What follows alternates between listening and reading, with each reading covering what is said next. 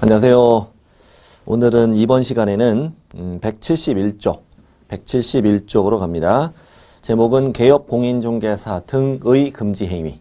네. 지난 시간까지는 우리가 뭘 했냐면 5장에 와서 개업 공인중개사가 양쪽 중개 의뢰인을 만나서 중개계약을 하고 일반 전속 중개계약, 그 다음에 의뢰받은 물건을 살 사람한테 확인 설명하고 중개가 완성되면 확인 설명서 작성, 또 거래계약서의 작성, 계약금, 중도금, 잔금 과정에 대한 계약금 등의 반환 채무이행 보장 제도까지 해서 양쪽 의뢰인을 만나서 헤어질 때까지의 과정을 배운 거고, 6절하고 7절은 독립적인 단원이에요. 해서는 안 되는 금지 행위를 배우는 6절. 문제는 반드시 나옵니다. 반드시 나오고, 이 금지 행위를 위반하면 형벌 대상이 됩니다. 그리고 7가지 금지 행위가 있고 쪼개면 8가지 나오는데, 이제 문제 물어보는 유형은 금지행위인 것을 찾아라, 뭐 금지행위가 아닌 것을 찾아라 이렇게 내기도 하고, 그 형벌을 3-2냐 1-1이냐 이걸 묻기도 해요. 먼저 171쪽에 조문 먼저 보겠습니다. 조문. 금지행위라고 써 있고 33조 첫 줄 제가 읽어볼게요. 33조 첫 줄을 개업 공인중개사 등은 다음 각호의 행위를 해서는 안 된다 이렇게 돼 있죠. 그러니까 이 금지 행위라는 것은 개업 공인중개사 등에게 모두 적용된다.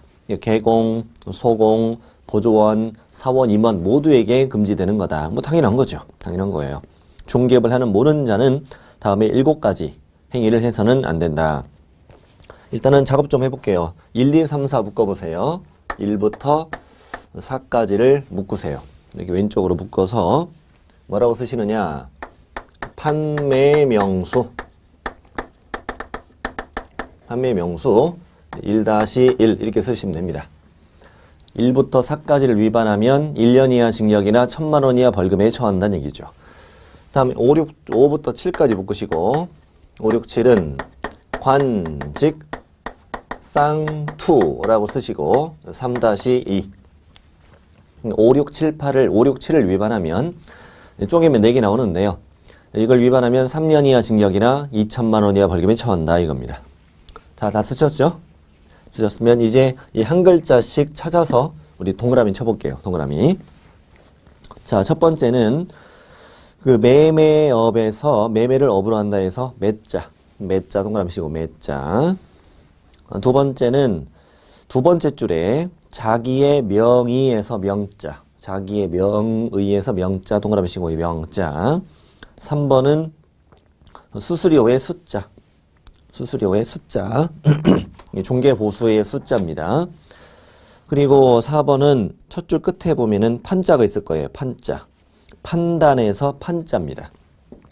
판단에서 판자. 그래서 4, 1, 2, 3에서 판매명수 이렇게 돼요.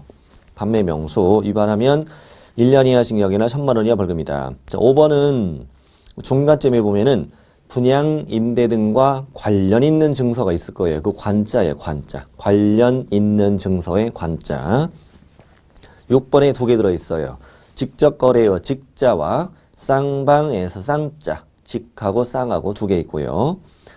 7번은 두 번째 줄 맨 끝에 보면은 부동산 투기가 있어요. 그 투자예요. 투자, 부동산 투기의 투자에서 관직, 쌍투. 이걸 위반하면 3년 이하 징역이나 2,000 이하 벌금에 처한다 이거예요. 자, 그럼 이제 시작하겠습니다. 박스 아래 보면은 적용 대상자 개공 등이다라는 거 알고 있습니다. 개공 등에게 모두 다 금지되는 것이다. 자, 두 번째 이제 금지행위 내용으로 들어갑니다. 아까 이런 문제 나온다고 그랬죠. 금지행위인 걸 찾아라, 뭐 아닌 걸 찾아라 이렇게 나온다고 그랬습니다. 일단은 제목은 중개대상물 중요사항에 관한 기망행위라고 돼 있는데요. 그 까만색 박스 있죠? 법조문. 그 법조문을 공부를 하면 됩니다. 제목은 간략하게 쓴 거고요. 그래서 제목 그 까만색 박스 읽어볼게요. 자, 이런 말이 있죠. 중개대상물 거래상 중요사항이다 이렇게 돼 있죠. 이 거래상 중요사항은 뭐냐에 대해서 법에 규정은 돼 있진 않아요.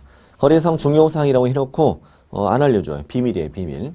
그래서 거래상 중요사항이 뭔지는 안 물어봐요. 그러나 우리는 어떻게 해석하냐면 개공이 올바르게 알려주었더라면 나는 계약을 하지는 않았을 거야. 즉 계약 체결 여부를 결정함에 있어서 중요 사항이다 라고 판단해요. 예를 들어 볼게요. 1순위 근저당권이 있어요.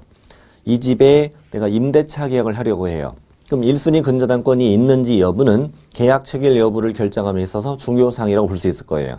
중요한 권리관계, 또 공법상 제한 이런 것들이 거래상 중요 사항이다 라고 판단하고 일반적으로는 확인 설명 사항이다 라고 판단을 해요. 자, 그러고 지나가면 돼요. 자, 이 거래상 중요 사항에 관하여 개공이 어떻게 했다고요?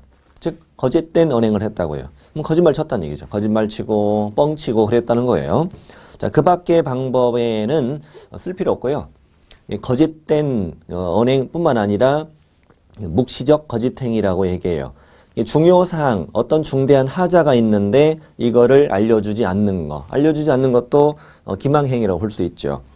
이렇게 거짓된 언행을 하거나 그 밖의 방법으로 중개 의뢰인의 판단을 그르치게 하는 행위를 하면 너는 1년 이하 징역이나 1,000만 원 이하 벌금에 처한다. 이런 말이에요. 간단하죠?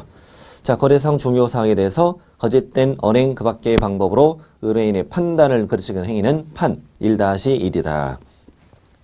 자, 밑에 이제 동그라미 1번에 설명해 드렸으니까 한번 읽어보시고 어떤 중대한 하자를 거짓된 설명을 했다 또는 알려주지 않았다 이런 방법이 포함된다고 써 있어요. 뒤로 가시고 뒷장에 이제 시험에 나오는 것들이 들어 있습니다. 동그라미 2번 판례인데요. 판례인데 시험에 이미 나왔습니다. 그 개공하고 매도인하고 둘이 짭니다. 개공하고 매도인하고 둘이 짜고 매도 의뢰 가격에 비하여 무척 높은 가격으로 매수 중개 의뢰인에게 부동산을 매도하고 차익을 둘이 취득했다 이거죠. 둘이 놀아먹었다고요. 네.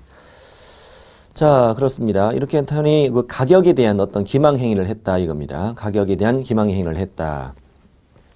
자, 이렇게 문제가 지문에 뜨면은 이거 금쟁이다라고 푸시면 돼요. 푸시면 되고 그다음에 동그라미 3번 보세요.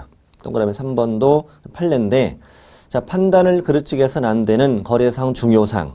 거래상 중요사항이라면 여기에는 그 중개대상물 자체에 관한 사항뿐만 아니라 그 중개대상물의 가격에 관한 사항도 거래상 중요사항에 포함된다. 중개대상물의 가격에 관한 사항도 거래상 중요사항이다. 그러면 맞다? 이렇게 하시면 됩니다. 하시면 돼요. 자, 그 밖에 뭐 이런 걸 나온 적도 있어요. 개발 제한 구역으로 지정됐어요. 땅값은 떨어지고 살이는 사람 없어요. 이러한 사실을 숨기고 알려주지 않고 토지 매매를 중개했다. 금쟁이 들어가죠. 들어가고 소송이 진행 중이다. 유치권 행사 중이다. 뭐 이런 것들을 알려주지 않고 토지 매매를 중개했다. 건물의 매매를 중개했다. 이런 거 다 금쟁이로 푸시면 됩니다. 첫 번째는 간단해요. 중요사항에 대한 판단을 그르치게 하는 행위는 금쟁이다. 자, 판 했습니다. 자, 두 번째 갑니다. 두 번째는 계속 그 까만색 박스를 보세요. 중개대상물의 매매를 업으로 하는 행위.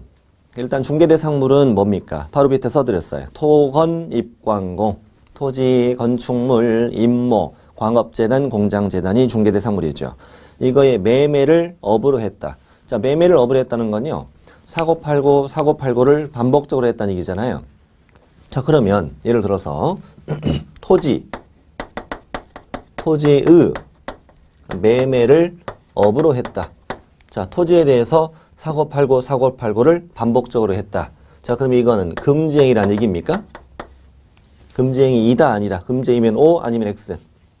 O란 얘기죠. 네. 근데 좀 상식적으로 생각해 보니까 아니, 내가 내 돈 가지고 토지나 건물을 사고팔고를 반복적으로 했다. 이것이 우리 대한민국에서 범죄 행위입니까? 아니죠. 내가 뭐 내 돈 가지고 사고팔고 세금 잘 내면 되는 거지. 미 매매를 업을 하는 행위가 일반적인 사회 통념상 범죄 행위는 아니잖아요. 아니에요. 그런데 우리에게는 이걸 왜 금지하느냐? 우리 직업이 뭐니까? 우리의 직업은 중개업이죠. 중개업. 자, 그러니까 부동산에 대한 알게 된 정보를 상대방을 찾아서 이걸 매매나 교환인 임대차를 중개하는 게 우리 일이잖아요. 그런데 이 알게 된 정보를 이용해서 사고, 팔고를 반복적으로 한다면 우리는 어떨 우려가 있다? 그렇죠. 투기할 우려가 있다는 거죠. 그래서 이 부동산에 알게 된 정보를 자신의 이익을 위해서 쓰게 될 가능성이 높다 이거지. 그러니까 당신네들은 직업이 뭐니까? 직업이 중개업이니까 처음부터 뭘 하지 마시오. 매매업을 하지 마시오. 이런 뜻이에요. 이거는 이 법조문을 반드시 기억해야 문제를 풀 수 있죠. 자, 그러면 금지행위인가 아닌가를 판단해 보세요. 토지 매매업, 금지행위죠. 주택 매매업, 금지행위. 상가 매매업, 금지행위. 공장 매매업, 금지행위. 또 임목 매매업, 금지행위. 광업재단 매매업, 금지행위. 공장재단 매매업, 이 금지행위. 전부 다 금지행위로 풀면 돼요. 토건 입광공의 매매를 업으로 하는 행위라고 써 있으면 무조건 금지행위. 이렇게 풀면 됩니다. 그래서 동그라미 1번에 쭉 설명해 드렸습니다. 설명해 드렸고, 동그라미 2번은 뭐 시험에 잘 안 나오는데요. 매매를 반복적으로 하는 것이 위반이라는 거죠. 근데 몇 번부터가 업이냐라는 명확한 기준은 없기 때문에 몇 번부터 업이다라고 묻진 않아요. 그냥 매매업 하면 금지로 풀면 돼요. 그러나 내가 뭐 거주할 목적으로 집을 산다거나 어떤 중개사무소를 운영할 목적으로 상가를 산다거나 이런 것들은 위반을 볼 수 없다는 거지. 매매를 업으로 하는 게 아니라면. 근데 그런 거 안 물어봐요. 안 물어보고 또 하나 가끔 물어보는 게 있는데 그 임대업이 있어요. 임대업. 어쨌거나 임대업이라는 것은 매매업하고는 다른 거잖아요. 다른 거니까 이 임대업은 금지 행위는 아니다. 이렇게 보시면 돼요. 그런데 우리 중개법인 있죠. 중개법인은 14조의 겸업 제한을 받잖아요. 14조 겸업 제한을 받는데 14조에는 어떤 일이 있냐면 상업용 건축물과 주택의 임대 관리를 할 수 있다. 이렇게 돼 있어요. 중개법인은 임대 관리를 할 수 있다고. 그러지 임대업을 할 수는 없다. 임대업은 겸업 제한 위반인 거죠. 자, 어쨌든 임대업을 할 수는 없어요. 그러나 우리 공인중개사인 개업공인중개사는 겸업에 제한이 없잖아요. 겸업에 자유가 있다고 그러잖아요. 그러니까 공인중개사인 개공은 임대업을 할 수 있는 거죠. 그러니까 어쨌거나 무슨 말이냐면 이 매매업은 뭔데?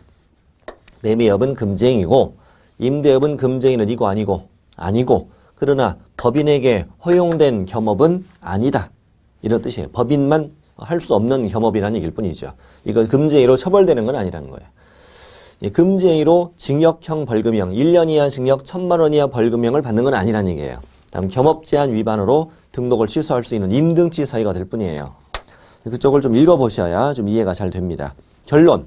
토건, 입광공, 매매업 뜨면 무조건 답어 금지행위예요. 자, 그렇게 문제 푸시면 됩니다. 자, 세 번째 갑니다. 제목은 무등록 중개업자와 협력행위라고 돼 있는데요. 그 밑에 본문을 문제 나옵니다. 자, 이 문장 쪼개면 두 개인데요. 자, 쪼개서 제가 문장 만들어 볼게요. 중개사무소 개설 등록하지 않고 중개업을 영위하는 자인 사실을 알면서 자, 이만큼은 저자가 무등록 중개업자라는 사실을 알면서 이런 뜻이겠죠. 자, 다시 문장 두 개 만들어 볼게요. 무등록 중개업자라는 사실을 알면서 그를 통하여 중개를 의뢰받았다. 또 하나, 저자가 무등록 중개업자라는 사실을 알면서 그에게 자기의 명의를 이용하게 하였다. 이렇게 두 문장입니다. 딱 문장만 봐서는 뭐 이게 무슨 말인가 좀 탁 와닿진 않는데 뭐 이런 의미예요. 자, 예를 들어 볼게요. 이자는 누구냐면 무등록으로 중개업을 하고 있는 사람이에요. 그러니까 등록도 하지 않고 사람들 간의 거래를 계속적으로 도와주고 복비를 받고 있는 사람이죠. 이렇게 무등록 중개업을 하다 걸리면 우리 3년 이하 징역이랑 2천여 벌금으로 처벌되는 거 잘 알고 있죠. 그런데 요새 이 거래 당사자들이 굉장히 똑똑해요. 똑똑합니다. 공인중개사 학원 다니는 사람 그리고 온라인으로 공인중개사 공부하는 사람이라고 해볼게요. 똑똑해요. 이 두 사람의 거래를 얘가 중개하고 있는데 계약서를 쓰는데요. 지 이름은 안 쓰는 거야. 지 이름은 안 써요. 그래서 얘네 둘은 딱 눈치를 챘죠. 우리 학원에서 우리 동영상으로 공부했던 무등록 중개업이네? 무등록 중개업자를 만났네? 막 설레고 막 떨리고 막 그래요. 어떻게 학원에서 배운 걔를 만났네? 자, 그리고 이제 A가 계약서를 다 써주고 중개 다 해주고 이제 복비를 달라고 그래. 복비를 달라고 할 때 이제 이 당사자들은 A한테 뭐라고 하냐면 이거 사장님 학원에서 배운 그 3-이더라고요. 3- 무등록 중개업이 돼. 그리고 판례를 두 가지 얘기해줘요. 무등록 중개업자와 거래 당사자 간에 체결한 중개보수 지급 약정은 무효이다. 당신은 복비를 받을 수 없어요. 또 학원에서 책에서 배웠던 그 판례 또한 알려줘요. 저자가 무등록 중개업자인 걸 알면서도 중개를 의뢰한 이 거래 당사자를 이 중개사법에 따라 처벌할 수는 없다. 무등록 중개업자를 처벌할 뿐이지 무등록 중개업자에게 중개를 의뢰한 그 당사자를 처벌할 수는 없다. 우리 앞에서 배웠던 판례예요. 앞에서 배웠던 거예요. 자, 그래서 이제 이 A는 똑 떨어져 나가죠. 복비도 못 받고. 이렇게 무등록 중개업자를 만나면 행운이에요. 행운. 이 복비가 굳어요. 이렇게 행운이에요. 큰 행운이죠. 점점 A는 설 자리를 잃어간다 이거죠. 그래서 근처 누가 있냐면 개공, 갑이 있는데 마침 둘이는 같이 학원에서 공부한 사람이에요. 근데 A가 이제 갑한테 찾아가서 그래요. 참 세상은 공평한 것 같아. 나는 공부를 못 하잖아. 공부를 못 하는데 참 중개는 잘해. 근데 너는 공부는 잘했잖아. 근데 지금 석 달 동안 손가락 빨고 있다면서. 우리는 정말 우리 만남은 운명이야. 운명이야. 내가 이렇게 계약 체결시켜가지고 너한테 가져올 테니까 너는 계약서만 써. 추운데 어디 나가지 말고 앉아서 계약서만 써. 이렇게 내가 도와줄게. 이렇게 왔어. 그쵸? 이 갑 오래요. 갑이 뭐래? 오케이. 그랬던 거죠. 그렇게 해서 우리 뭐 5대5로 놀아먹자 이거지. 자, 이런 문장이에요. 이런 문장. 다시 합니다. 자, 이 개공은 저자가 무등록 중개업자라는 걸 뭐? 알면서 그를 통하여 중개를 의뢰받았다. 또 맞들였어요. 그에게 자기의 명의를 이용하게 하였다. 내 이름 팔고 다니면서 물어와. 이러다 걸리면 이 개공은 1-1로 처벌된다. 이런 뜻이에요. 지금 3-1로 처벌된단 말이 아니에요. 이거는 저자는 무등록 중개업자니까 3-1로 처벌되고요. 그를 통해 중개 의뢰받은 자, 그에게 자기의 명의를 이용하게 한 자, 이 개공 등은 1-1로 처벌한다는 이걸 묻고 있는 거예요. 이거를. 예. 일단 개념이 이런 개념이에요. 이런 개념이고 밑에 뭐 쭉 써드렸습니다만 다 읽어보시면 되는 거고요. 있는 것이고 어쨌건 동그라미 2번 내려가보세요. 동그라미 2번 내려가서 제가 문장을 두 문장으로 쪼개놨어요. 쪼개놔서 이건 한 문장만 나오니까 두 문장을 따로따로 익혀두세요. 자, 첫 번째, 무등록 중개업자인 것을 알면서 그를 통하여 중개를 의뢰받았다. 이게 3문장 나오고 저자가 무등록 중개업자인 걸 알면서 그에게 자기의 명의를 이용하게 하였다. 이렇게 두 문장으로 나와. 두 문장으로 나눠서 익혀두세요. 자, 오른쪽에 두 번째 줄에 이런 말 써놨어요. 저자가 무등록 중개업자인 걸 몰랐다면 중재이가 아니다라고 해서 맞는 문장이긴 한데 시합이 나온 적은 없어요. 그냥 이걸 그대로 내놓은 경향이에요. 그냥 금쟁이를. 자, 네 번째 갑니다. 방금 우리는 판, 매, 명까지 봤습니다. 자, 이제 수로 가죠. 수. 사례, 증여 그 밖에 어떠한 명목으로도 중개 보수 또는 실비를 초과해서 금품받는 행위는 1-1이다 이거지 뭐. 중개 보수 초과하면 위반이고 실비 초과하면 위반이란 얘기일 뿐이에요. 자, 그리고 근데 문제는 뭐냐면 이렇게 중개 보수를 초과해서 받았을 경우에 1-1로 처벌한다라고만 돼 있어. 우리 법에는. 그렇게만 되어 있지. 문제는 이 복비를 200을 받아야 되는데 300을 받았다. 처벌만 될 뿐 그 초과된 부분, 이 100만 원 초과된 부분에 대해서는 이것이 유효냐 무효냐에 대한 우리 법 규정이 없어요. 법 규정이 없어서 나온 중요한 대판이 1번의 두 번째 줄에 있어요. 두 번째 줄, 세 번째 줄에 있는데 세 번째 줄부터 시작할게요. 초과 부분 여기부터 체크를 잘 해두세요. 자, 초과 부분에 대한 사법상 효력에 대해서는 별도 규정을 두고 있지 않은데 이러한 초과 금지 규정은 강행법규이고 한도를 초과하는 부분은 무효라고 판례가 나와 있다. 그러니까 중개보수를 초과해 받지 마라는 것은 초과 부분의 효력을 없애는 강행법규로 본다고. 단속 규정이 아니라.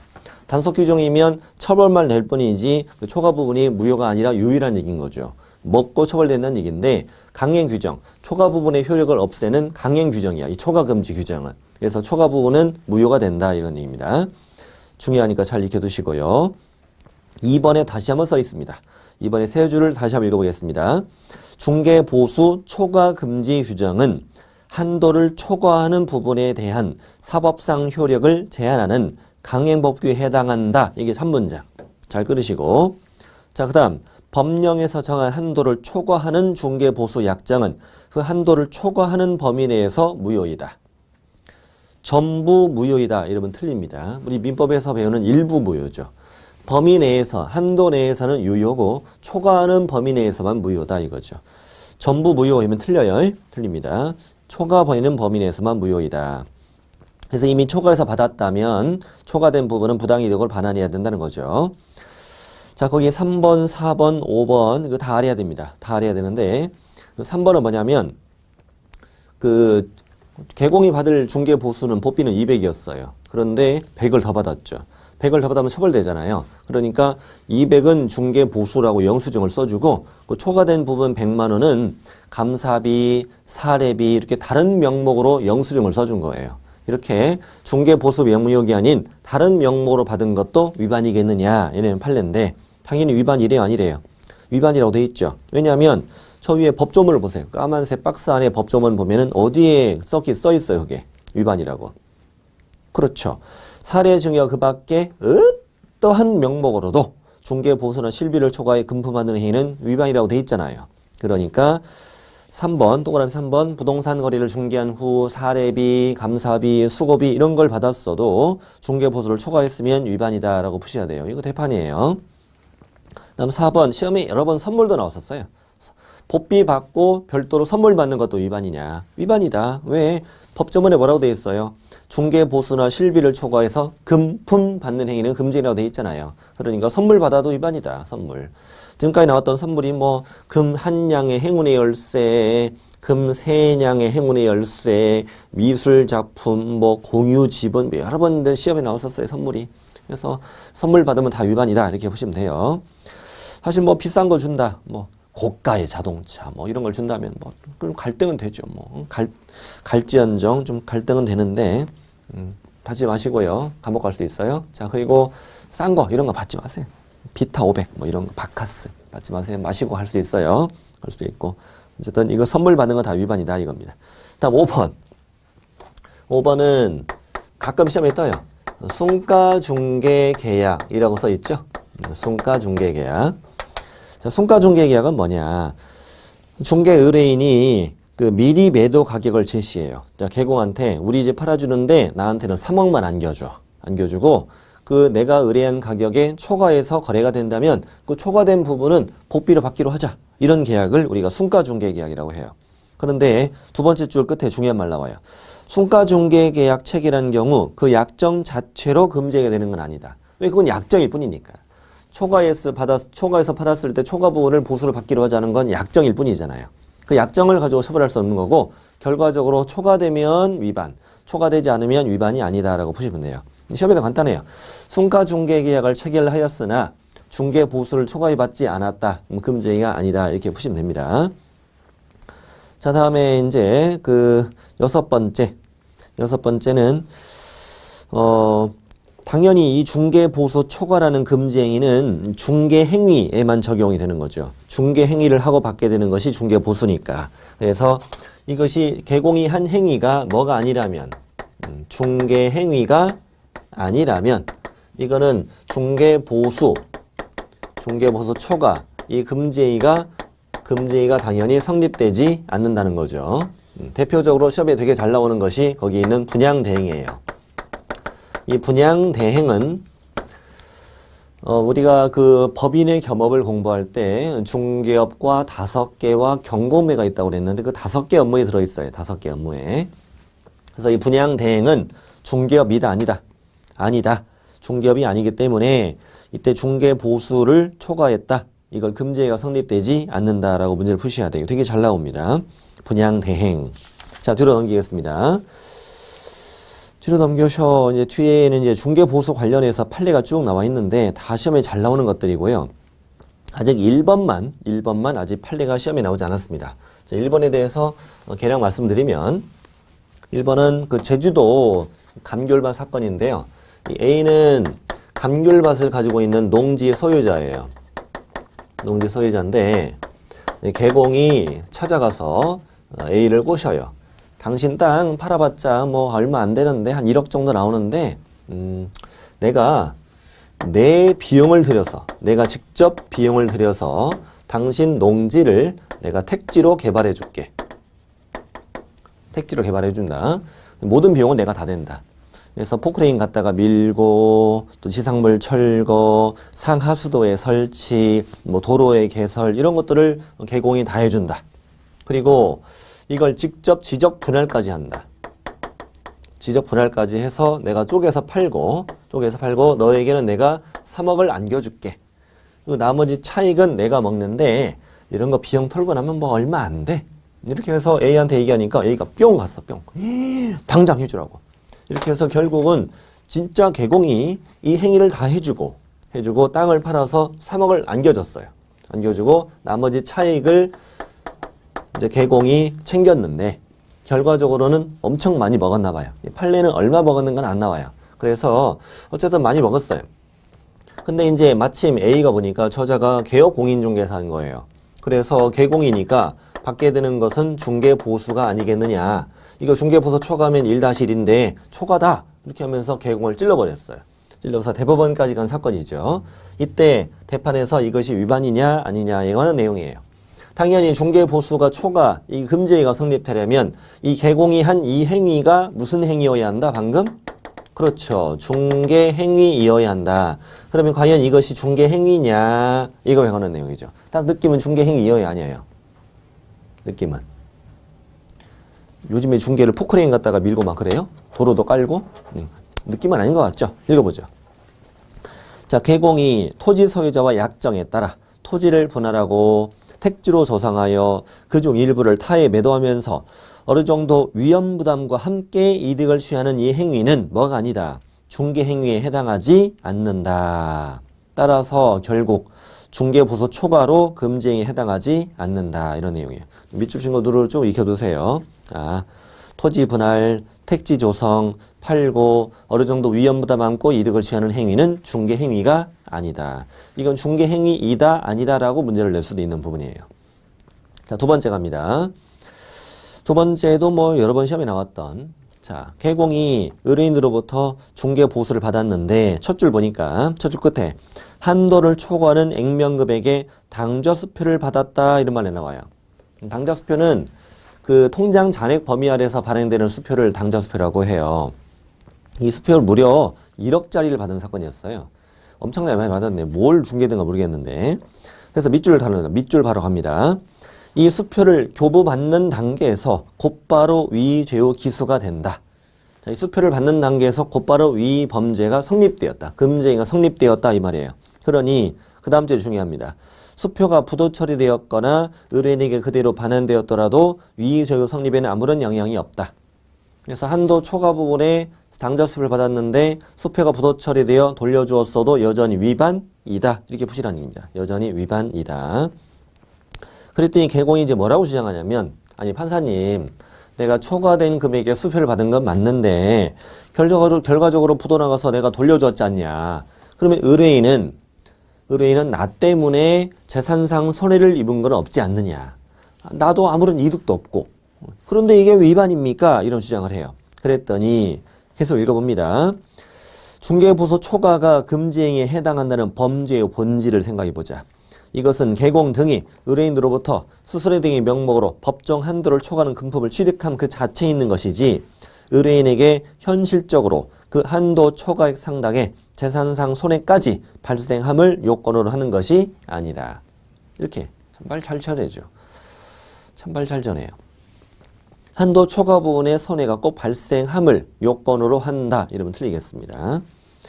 다음에 이제 세 번째는 우리가 이제 다음 시간에 하는 중개보수 계산 쪽에서 또 나올 텐데요.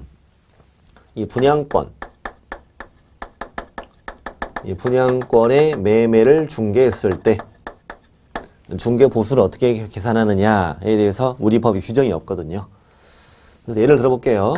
총 분양가는 3억이라고 합시다. 현재 갑이 아파트를 분양받았어요.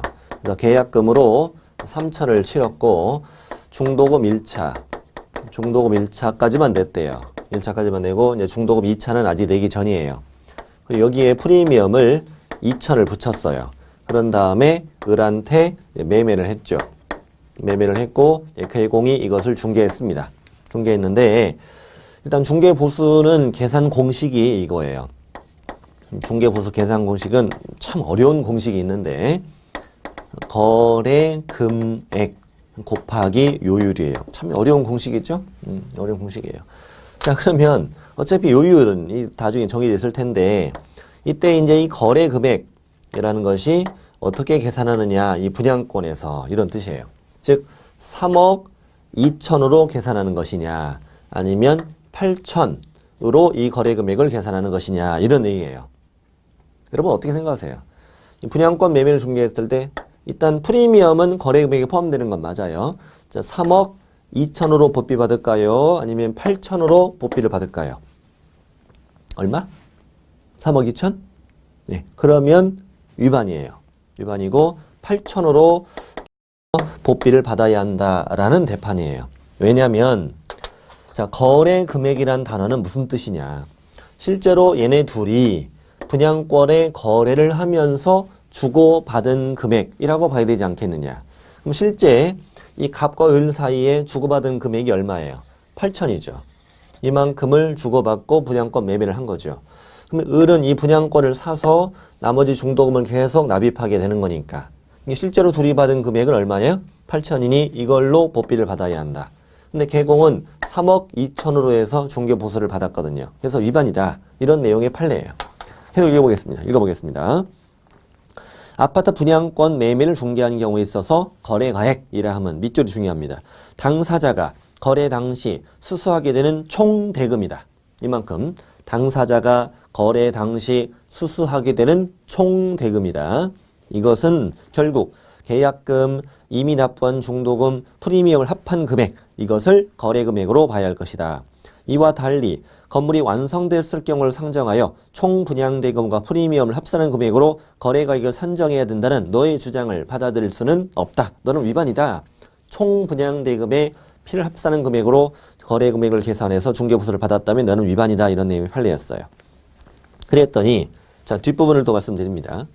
개공이 갑자기 말을 바꿔요. 아니, 판사님, 아이고 제가요 8천으로 해서 보비 받은 게 맞아요. 제가 깜빡하고 잘못 말씀드렸다고. 그랬더니 판사님이 그럼 너 왜 이렇게 보비 많이 받았는데? 이렇게 얘기하죠. 저는 있잖아요. 이 분양권이 주택이 아니라 주택 외인 줄 알았어요. 이렇게 주장을 해요. 왜냐하면 이 분양권일 당시에는 현재 주택이 있어요, 없어요? 없어요. 그래서 나는 이것이 주택 외인 줄 알았다. 우리 다다음에 배우지만요.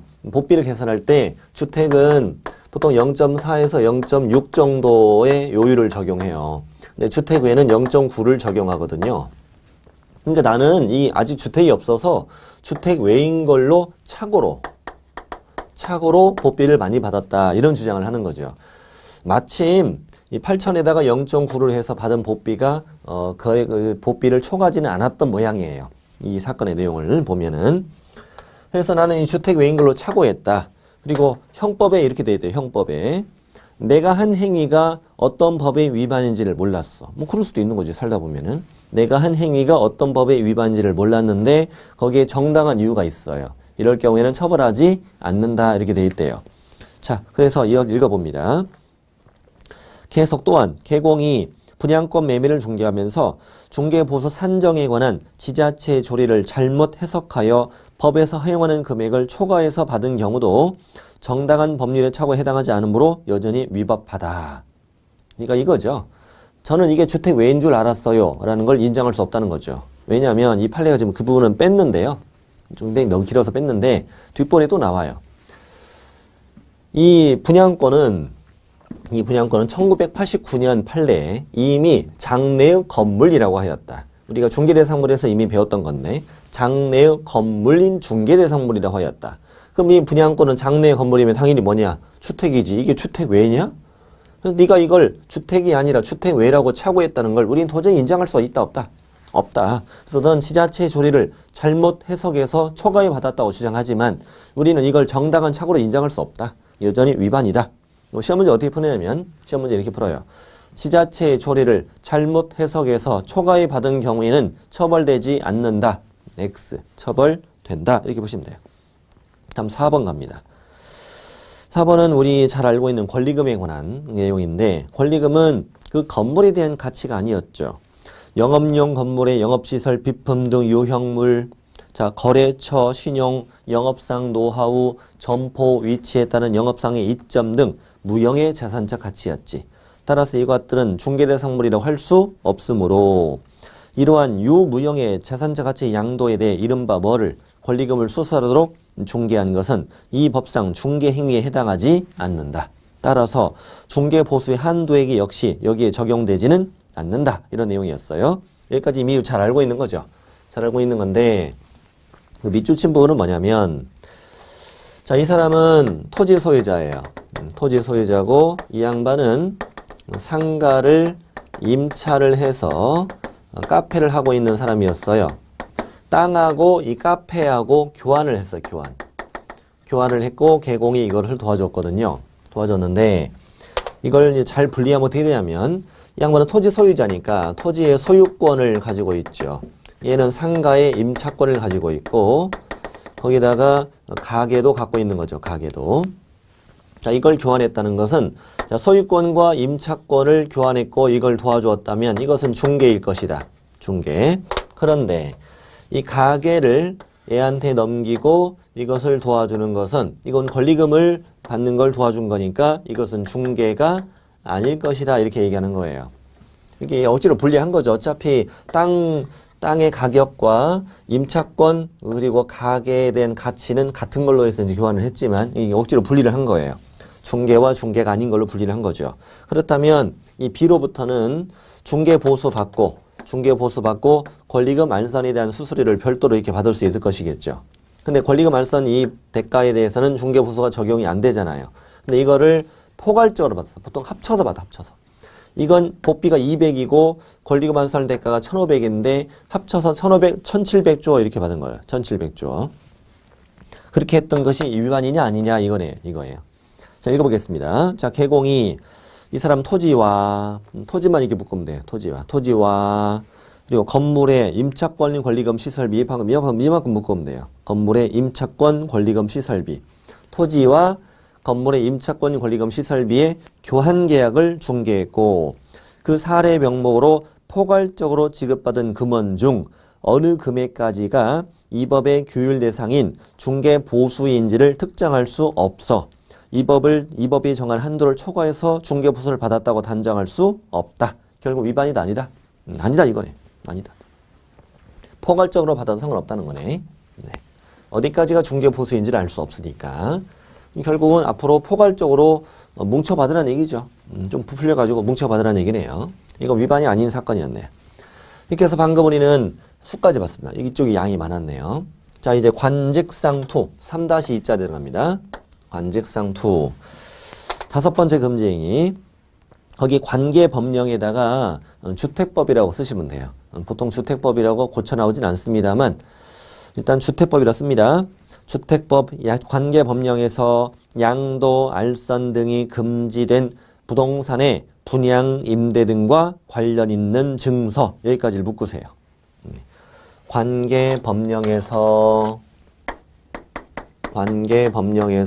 양도, 알선 등이 금지된 부동산의 분양, 임대 등과 관련 있는 증서 여기까지를 묶으시고 이렇게 쓰세요. 예를 들면 입주자 저축증서다. 입주자 저축증서 이렇게 쓰세요. 자, 다시 주택법에서 양도나 알선을 금지하고 있어요. 금지하고 있는데 이것이 부동산의 분양과 관련이 있는 증서예요. 그럼 대표적으로는 청약통장이죠. 청약통장.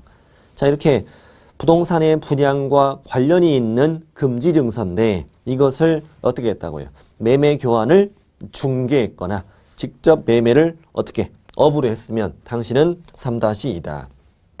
이러한 것들을 중개했거나 직접 내가 뭘 했으면 매매업을 했으면 이것은 3-2다. 이렇게 합니다. 일단 이 문장을 잘 이해되니까 다시 읽어볼게요. 주택법에서 양도나 알선을 금지하고 있는데 이것이 부동산의 분양과 관련 있는 증서다. 이것에 대한 중개를 했거나 매매업을 했으면 당연히 위반이다. 우리 청약통장 거래가 불법인 건 알잖아요. 청약통장은 아파트를 분양을 받을 수 있는 증서죠. 분양을 받을 수 있는 증서. 이 분양을 받을 수 있는 이런 지위나 증서 같은 것은 주택법 39조 공급증서 교란금지에서 다 거래를 금지하고 있죠. 거래, 알선을 다 금지하고 있습니다. 이러한 것들을 개공이 중개하거나 직접 매매해버리면 3-2다. 이 문장만 잘 익혀놓으면 돼요. 예를 들어 이제 동그라미 1번에 있는 것들은 참고로 읽어보시면 돼요.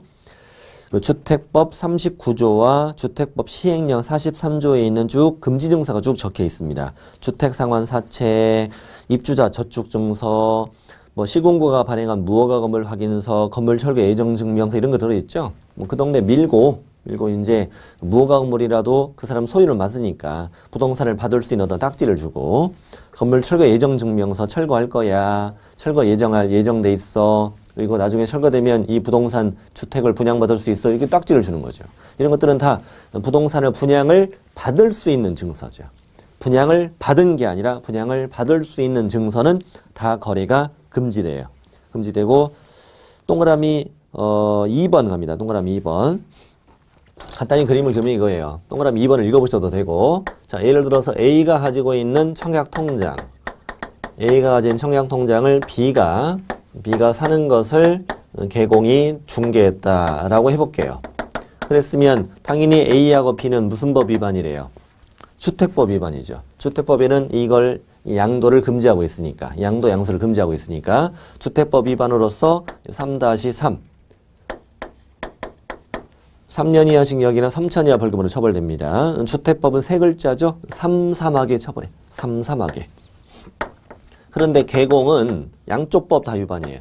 주택법 위반으로 3-3, 공인중개사법 위반으로 3-2 양쪽에 다 처벌돼요.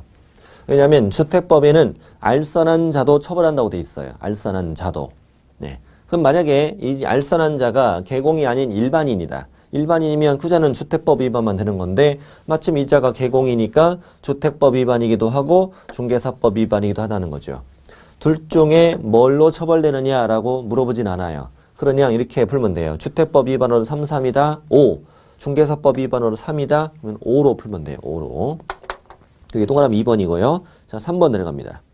3번은 1989년에 있었던 우리 분양권에 관한 판례입니다. 분양권. 여기 있는 이 분양권에 관한 판례. 네, 이런 일이 있었던 거죠. 워낙 오래전 일이니까요. 이 분양권인 상태에서 현재 건물이 존재하지는 않는다는 문제. 또 하나, 이 분양권도 말 그대로 부동산의 무엇과 분양과 분명히 관련이 있는 증서잖아요. 문맥상으로. 그리고 분양권은 매우 투기가 우려된다. 그러므로 이 분양권의 매매를 중개하는 것은 과연 금지행위 5번에 해당하느냐 이거지. 부동산의 분양과 관련 있는 금지 증서를 중개한 것이냐 이랬던데 판사님이 이래 아니래? 아니래. 그건 그게 아니고 그 증서는 그 증서가 아니래. 3번은 그 5번에 있는 금지행위 증서는 부동산을 분양을 받을 수 있는 청약통장 같은 그런 것들을 말하는 거고, 이건 이미 분양을 받은 거다 이거지. 그러므로 아파트의 특정 동호수에 대한 피분양자로 선정되거나 분양계약에 체결된 분양권은 장내 건축될 건물인 중개대상물을 볼 것이므로 위 금지증서에 해당하지 않는다. 이게 중개대상물이라는 판례가 여기서 나왔던 거예요. 여기서 나왔던 거죠. 밑에 한번 읽어보시면 되겠고요. 이렇게 해서 5번째 금지인을 마쳤습니다. 6번째 들어갑니다. 6번째 금지인은 직접거래. 제목은 중개의뢰인과 직접 거래를 하면 3-2다 이건데, 뭐 간단해요. 이자는 개공이고 이자는 중개의뢰인이고, 얘네들 간에 첫 번째 뭘 했다가, 그렇죠, 중개계약을 했죠. 중개계약을 했으면 개공은 상대방을 찾아서 중개를 해야 되죠. 중개를 해야 되는데 중개를 하지 않고 내가 직접 얘랑 뭐 했다? 매매했다는 거죠. 근데 주의할 점은 교환했다, 또 임대차 계약을 했다. 이거 다 위반이라는 얘기죠. 모든 중개 의뢰인과 직접 계약을 하면 다 위반이다. 이런 대판이에요. 아니, 이런 법조문이에요.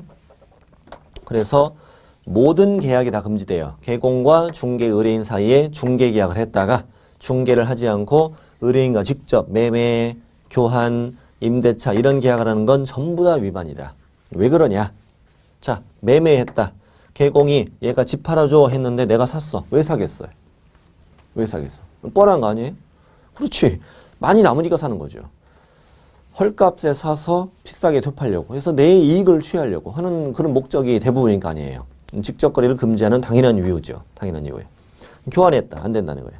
근데 임대차를 해도 왜 위반이냐 이런 갑자기 의구심이 들어요. 임대차면 별로 손해볼 거 없을 것 같은데. 아무래도 내가 직접 계약 당사자가 된다면 나에게 유리한 쪽으로 계약이 체결될 가능성이 높다. 개공은 공정하게 거래를 중개하는 사람이죠. 근데 내가 직접 계약의 당사자가 된다면 나에게 유리한 쪽으로 또 다른 물건들보다는 내 물건을 먼저 이렇게 중개할 가능성이 높다는 거죠. 내가 직접 계약할 가능성이 높다는 거니까 모든 거래를 다 금지하는 이유예요. 이만큼을 생각하시면 됩니다. 그게 어디에 적혀 있느냐? 동그라미 1번. 동그라미 1번 판례입니다. 중개 의뢰인과 직접 거래라는 것은 개공이 중개 의뢰인으로부터 중개 의뢰를 받았으나 중개를 하지 않고 개공이 중개 의뢰인으로부터 의뢰받은 물건에 대해서 매매, 교환, 임대차와 같은 권리의 득실 변경에 관한 행위에 직접 상대방이 되는 경우를 의미한다. 이렇게 판례가 얘기해요. 먼저 중개계약에 꼭 체결됐어야 됩니다. 중개계약. 자, 2번. 그러므로 중개 의뢰인으로부터 중개 의뢰를 받고 개공이 중개 의뢰인과 매매 또 교환 또 임대차 이런 계약하는 것을 다 위반으로 한다. 그래서 개공이 임대 의뢰인으로부터 중개 의뢰받은 주택을 직접 임차하는 경우에도 직접 거래에 해당함을 유의해야 된다. 임대차 계약을 하는 것도 위반이라는 거예요. 모든 거래가 다 금지된다. 그럼 세 번째는 중요한 판례인데 이거 뭐냐면 얘가 집을 팔고 싶은데 바빠요. 그래서 대리를 보냈어요. 대리인이 이 사람 집 좀 팔아주세요 이렇게 찾아왔죠. 근데 개공이 대리인과 매매 계약을 했어요. 이것도 과연 직접 거래이냐 이런 주장이죠. 이런 판례죠. 개공의 주장은 이거예요. 개공의 주장은 이자는 대리인이지 않냐. 결국 중개 의뢰인이 아니지 않느냐. 중개 의뢰인과 직접 거래를 금지하는 거니까 이자는 중개 의뢰인이 아니다 이런 주장을 해요. 판사님이 뭐랬게요? 웃기고 있네. 걔가 걔야. 이렇게 얘기한 거죠. 그러니까 밑에서 세 번째 줄 따옴표 세 번째 줄 끝에 보면 나오죠. 중개 의뢰인에는 중개된 상물의 소유자뿐만 아니라 소유자로부터 거래를 대리하는 자나 거래에 관한 사무처리 위탁받은 수임인도 포함된다. 대리인과 수임인과 직접 계약을 하는 것도 중개 의뢰인과 직접 거래다 이거예요. 자, 뒤로 넘깁니다. 이번에 직접 거래가 아닌 경우인데 동그라미 1번이 가장 시험에 잘 나옵니다. 자, 일단은 누구냐면 이자는 개공갑이에요. 개공갑이고 이자는 개공을이에요. 개공을. 이 사람이 우리 집 팔아주세요 라고 을에게 찾아와서 중개 의뢰를 했어요. 근데 을이 갑한테 야 괜찮은 물건이 나와서 빨리 네가 사. 짱이야. 이렇게 해서 을이 중개를 했어요. 을이 중개를 해서 갑이 이 물건을 샀어요. 이랬을 때 이 갑의 행위는 과연 금지 행위냐 이거야. 이다 아니다. 딱 분위기가 아니죠. 내가 직접 내 의뢰인과 계약을 한 것이 아니라 다른 개공의 중개를 통해 내가 샀죠. 이건 직접 거래가 아니다 이렇게 얘기해요. 한편 이자는 개공병이에요.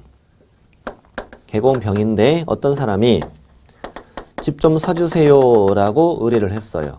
의뢰했는데 병이 중개를 했어요. 병이 중개해서 갑이 아까 내가 샀던 물건을 얘한테 팔았다고요. 이제 이것도 직접 거래이다 아니다? 아니다. 그러니까 결국 갑이 살 땐 누가 중개해서 을이 중개해서 샀고 팔 땐 병이 중개해서 팔았다. 이건 두 개 다, 두 탕 다 뭐가 아니다? 직접 거래는 아니다 이거예요. 자, 1번 한번 읽어볼게요.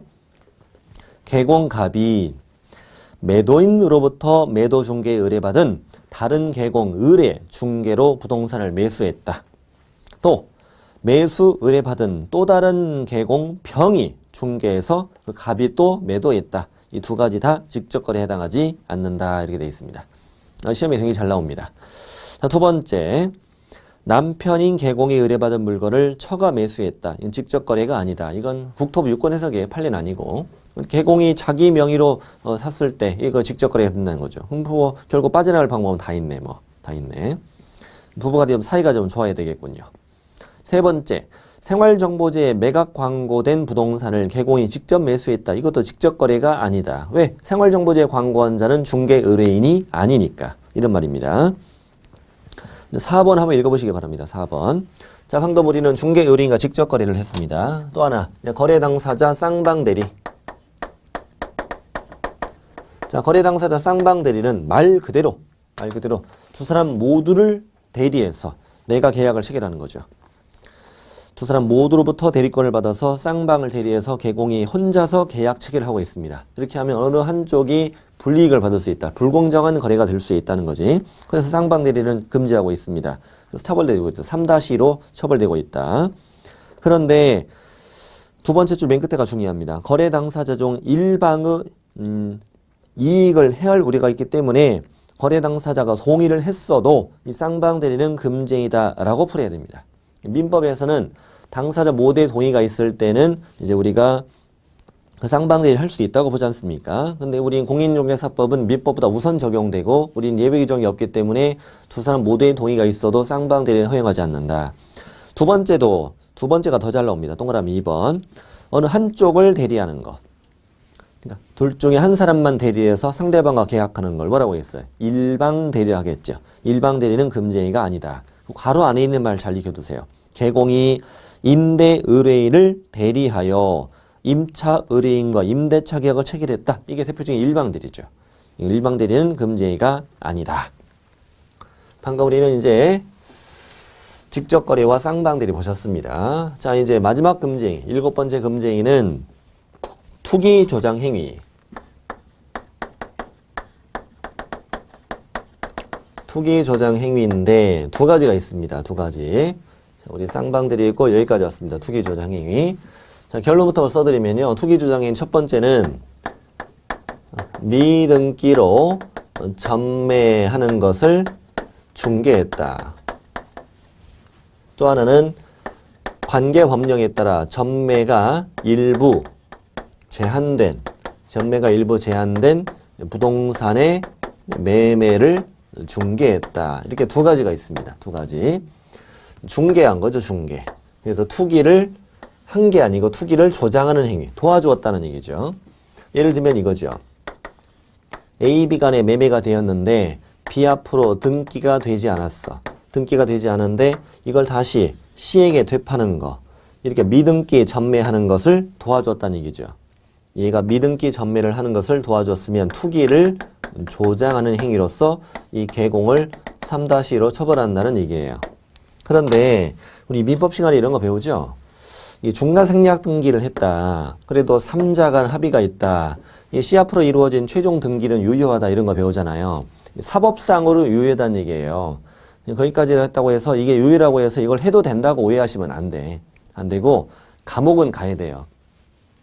처벌은 된다는 거예요. 공법적으로. 민법적으로 사법적으로 유효하다는 거지. 등기가 처벌은 되는 거예요. 그러면 이자, 대표적으로 이자는 미등기 전매를 했어요. 자, 탈세 투기를 했다고요. 이 미등기 전매를 한 자죠. 미등기 전매를 한 자는 과연 무슨 법 위반일까도 한번 생각해 볼게요. 자, 오른쪽 올라갑니다. 오른쪽에 첫 번째 동그라미 1번 보세요. 동그라미 1번을 먼저 보세요. 탈세나 투기 등의 목적으로 미등기 전매 행위를 한 자는 무슨 법 위반이래요? 부동산 등기 특별조치법 위반으로 3년 이하 징역이나 1억 이하 벌금에 처한다고. 장난 아니네. 3년에 1억이 미등기 전매를 한 자는. 근데 계속 읽어볼게요. 개공 등이 이러한 미등기 전매를 알선한 경우 투기 조장 행위로서 금지행위로 처벌된다는 얘기예요. 자, 미등기 전매를 한 자는 무슨 법 위반인지, 또 개공이 미등기 전매를 도와주었으면 투기 조장으로 금지행위가 된다라는 사실을 두 가지를 나눠서 아시면 돼요. 그럼 위에 법조문 읽어볼게요. 법조문. 반가로 1번. 반가로 1번. 법조문에 눈을 익혀야 되니까. 탈세 등, 탈세나 투기와 같은 관계법령, 즉 부동산 등기 특별조치법을 위반할 목적으로 소유권 보존 등기나 이전 등기를 하지 않은 부동산에 대해서 매매를 중개했다. 탈세 투기 목적으로 얘 앞으로 등기를 하지 않은 부동산에 매매를 중개했다. 투기 조장 행위다 이거야. 동그라미 2번. 그런데 어떤 일이 있었느냐. 자, 개공이 이 B의 미등기 전매를 도와주고 있었어요. 그래서 일단 계약금만 걸게 했어요. 계약금만 걸게 하고 이 중도금 전까지 내가 되팔아줄게. 비싼 값에 되팔아주고 우리 둘이 놀아먹자. 그랬는데 이 중도금 지급 전까지 이걸 비싼 값에 되사겠다는 사람이 나타나지 않은 거예요. 그래서 똥줄이 타들어가죠. 타들어갑니다. 어쩔 수 없이 이 중도금 이행을 못하면 계약금이 몰취되니까 이러한 손실을 방지하기 위해 오히려 처음에 산 것보다 더 싸게 되파는 걸 도와주고 말았어요. 그래서 B가 열받아가지고 너 죽고 나 죽자. 이렇게 해서 B와 이제 개공이 이제 같이 B가 얘를 찔러버렸는데 과연 이 개공은 처벌됐느냐? 개공의 주장은 내가 투기를 조장했다고요? 아니에요. 얘는요 결과적으로 전매 차익을 전혀 얻지 못했어요. 오히려 손해를 입었어요. 그럼 저는 투기 조장이 아니지요. 이 판사님이 웃기고 있네 그랬던 거죠. 투기 조장 행위에 해당한다 이런 얘기예요. 자, 두 번째 갑니다. 두 번째는 관계 법령에 따라 전매 등 권리 변동이 제한된 부동산이다. 일정 기간 전매가 제한되어 있는 부동산. 예를 들면 투기과열지구 안에서 분양권 매매가 일정 기간 금지되어 있죠. 세종시도 투기과열지구에 있었잖아요. 1년 동안 분양권을 못 팔아. 이게 투기가 우려되어서 원래는 팔 수 있는 부동산인데 일정 기간 동안 전매가 제한되어 있다. 이거의 매매를 도와주었다. 그럼 당연히 뭐예요? 투기 조장 행위가 되는 거죠. 투기 조장은 두 가지입니다. 두 가지. 그래서 우리 금제에 다 배웠습니다. 중금제인은 개공 등에게 다 금지된다. 판매 명수 1-1, 관직상토 3-1을 알아야 되고 각각의 금제행위 이다, 아니다 이런 것들을 판단할 줄 알아야 되겠습니다. 자, 이번 시간을 마칩니다. 마치고 바로 다음 시간에 7절 손해배상제인과 보증제도에서 만나도록 하겠습니다.